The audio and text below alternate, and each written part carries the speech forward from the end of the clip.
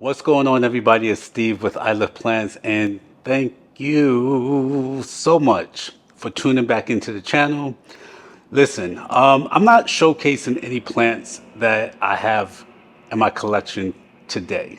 Okay, I'm actually going to talk about some plants that I used to have in my collection and that I would never ever have in my collection again. And I'm going to show you what they used to look like. The unfortunate part about it is that there's one plant in particular that I think I hate it so much that I don't even have pictures of them or videos. I tried to look for it and could not find not one picture or one video about this one particular plant. Stay tuned for what that is. You guys feel free to put in the comments if you agree with me, if I gave up on them too early, or if you have some plants that you would no longer ever go back to. Okay, so that's what we're talking about today, and I will see you in a second.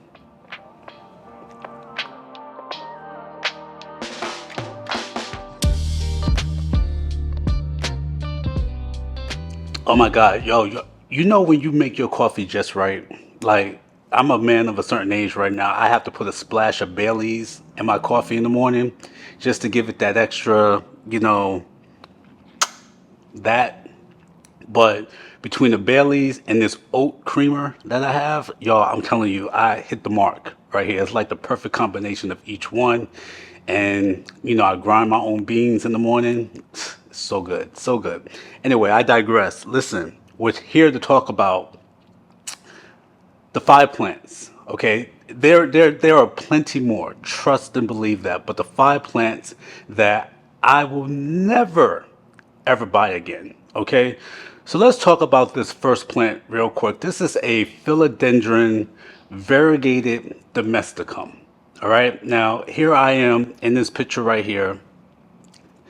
I was so happy when I got this plant, y'all, because I want to say this was my first variegated plant. This was my first variegated wish list plant, and I loved it, you guys. I mean, I loved it. It was fantastic. There was a sale going on at HEB, I believe, and I got that plant for like $65. Now, I'm not made of money, and I get pissed off when I spend over $20 for a plant and the plant dies because I'm just like, that could have been a meal at this point. Well, I mean, in this freaking economy, it's ridiculous. I digress. That might be a fast food meal now, all right? But at the end of the day, that's money thrown away. And I spent $65 on this variegated domesticum, this philodendron. I love that plant. Unfortunately, I don't know what I did with this plant that messed it up so much, but I could tell you one of the things that happened was it was not in a proper planter. The planter did not have drainage holes. And I think I found out too late. Like, silly me, I didn't look, I just assumed that the plant was planted in a ceramic planter with a drainage hole. It wasn't. So it was holding on to so much water, so much moisture. And so the roots were oversaturated, the soil was saturated, the roots were veering on the edge of root rot, and there was just really no coming back from where it was, you guys. Now, here's the thing. I love variegated plants. I really do. But I think I have maybe like one, you know, technically variegated plant in my collection, like a Tycon or something like that. I don't specifically source out variegated plants, but I sourced this one out. I don't think that I will ever go back to getting a variegated philodendron plant ever, because it just requires so much attention to detail. Everything has to be just right. And no, I'm not built for that right now. Do you agree? I mean, not that I'm not built for that, but is a variegated philodendron worth it? Put it in the comments. Let me know. All right, so this next plant that I want to talk about is I keep saying is as if I still have them, was my bird of paradise. You guys, I think that these plants are just beautiful plants.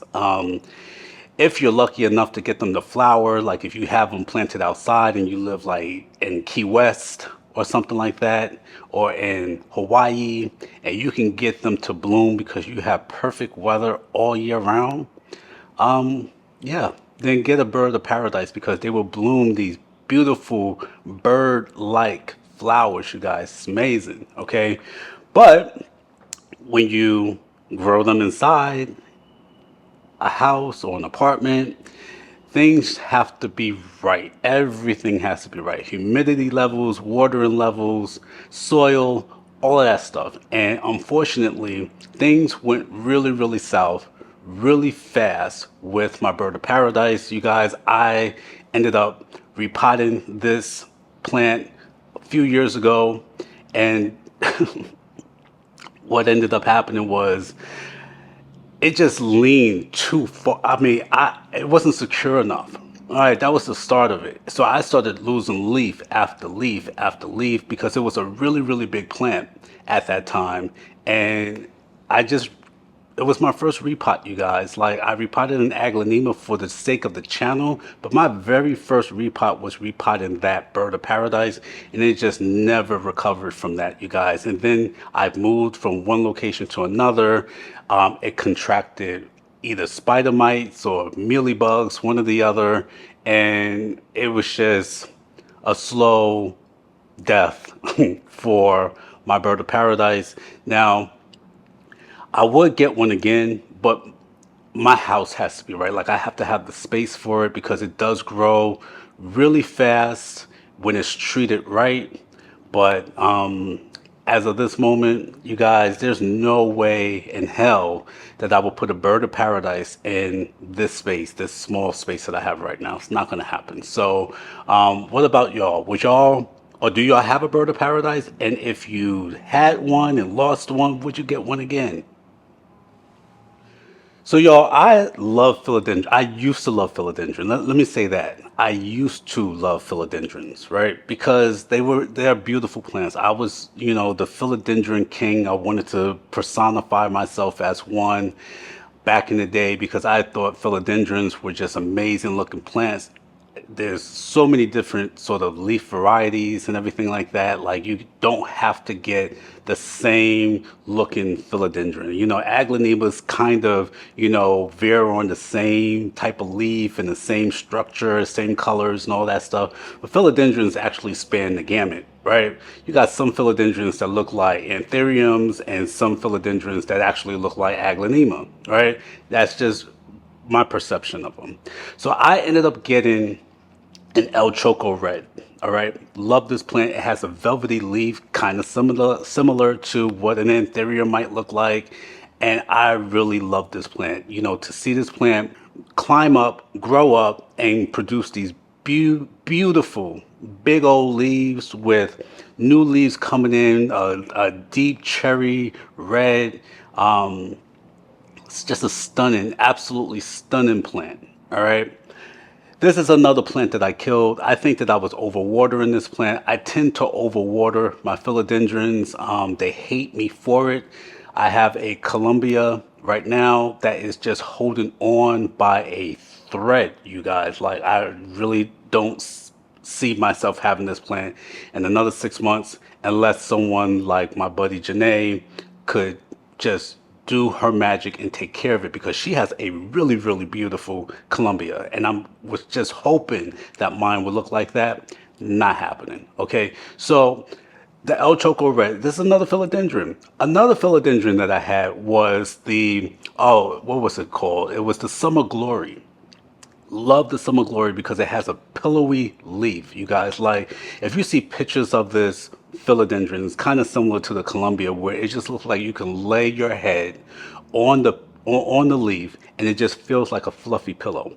That's what the Summer Glory looked like to me, right? So I had to get it, right? Because it was a need.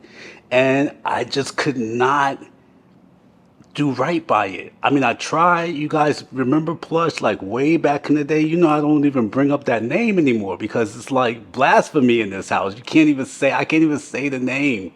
I would never get a Summer Glory again or an El Choco Red.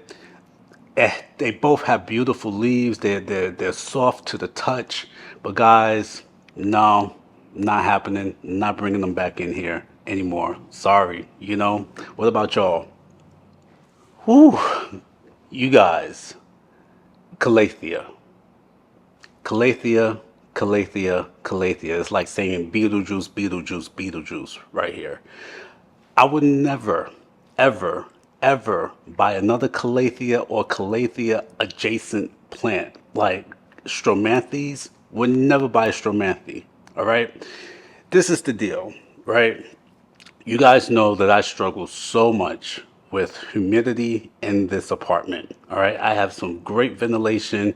As soon as I turn my air on, my air is being sucked up, filtered, and it is fresh. I mean, it smells brand new in this apartment all the time when I have my air on because the ventilation is just so good. At the same time, it sucks up all the humidity in this apartment. Okay, so I am either struggling for my own comfort or theirs. And most of the time, especially in the summer here in Dallas, my comfort wins out. Okay, so be that as it may, Calatheas just do not do well here. All right, my humidity is super low. And the Calathea that I did have, that's not this one pictured here, was smaller, but it used to crisp up all the time, you guys. Like, I'm telling you, a new leaf will appear. I get happy because I'm just like, okay, well, it's pushing out new growth. But within weeks, you all, as soon as the leaf starts to harden up, it did more than that. It got crispy. Okay, so nobody likes crispy leaves, you guys, especially when you're getting them on a regular basis. No matter what I did with this plant, it was never enough. I even bought a humidifier. That's the reason why I bought a humidifier all them years ago was because of this Calathea. Didn't work. Didn't work. It was just too dry. So what I ended up doing with this plant was I gave it back to the nursery. I bought it at Plant Keeper and I said, Garen, take it back. Take it back because I'm going to end up killing this plant. And it's a beautiful plant, you guys. Like if you think of marantas, right? Medallions, those are just beautiful plants. Calatheas are stunningly beautiful plants, you guys, but they have to be conducive to the environment and the atmosphere that you have in your apartment. What are you comfortable with? Are you comfortable staying in an apartment that's about 75 degrees and about maybe 80% humidity? I'm not, and neither are my walls. All right. So listen, you got to do what you got to do, you guys. That's another plant that my comfort is a little bit more important than its. By the way, you guys, you see the tree in the back? It's before Thanksgiving, and I love Christmas, you guys. I loved Christmas ever since I was a kid. You all, like, just the anticipation of getting new toys, preferably video games for my Nintendo 64 or PlayStation or whatever it was. Oh my gosh. So yeah, I had to put the tree up because it brightens my mood every time I see it on. So it's never too early. So listen, guys, the final plant, or I'm gonna group them together with plants, are Dracaenas. You guys, I don't like Dracaenas at all. I had a Dracaena Tornado, you guys. This plant I thought was probably one of the most stunning looking plants that I've ever seen. Especially when you have a bushel of about maybe 3 or 4 in a pot, and every single one of them is spinning around like the Tasmanian devil. As a matter of fact, my Dracaena Tornado was named Taz, all right? And yo, I love Taz, okay? And then I also had a Dracaena Marginata named Spike, okay?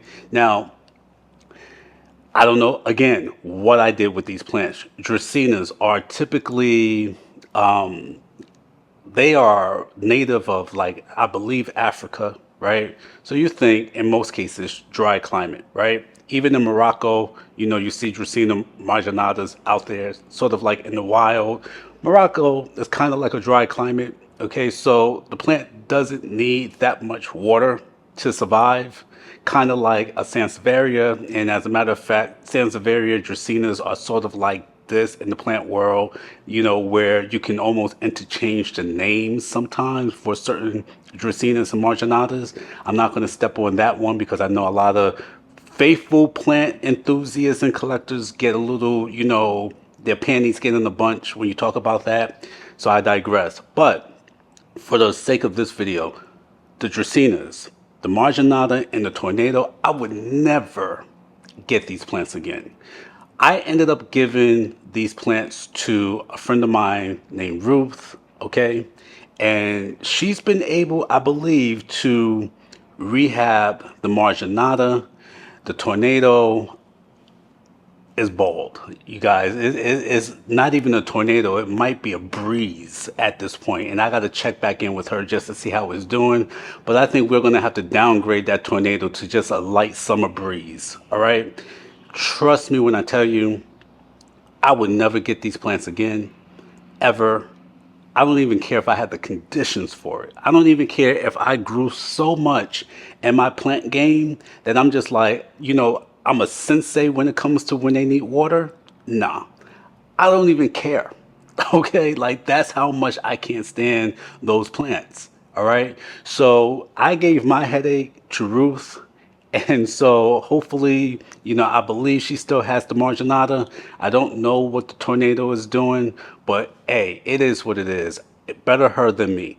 Sorry, Ruth. So, y'all, this is the deal, right? Everything is not for everybody, all right? Including people. Sometimes in life, you have to cut off certain people in your life, right? Now, look, I've always believed that if you show me who you are once, that's who you are, right? I typically give people the benefit of the doubt. That's just me because I would love people to give me the benefit of the doubt. I'm not perfect. I don't claim to be perfect. I'm sure I might have some people who might stumble upon this video who might say, well, you're just the same. That's why I cut you off, Steve, right? Because I'm sure I got cut off too. But this is the thing. I mean, for my own life, right? I am so invested in trust. Like, I have to have friends that I can trust.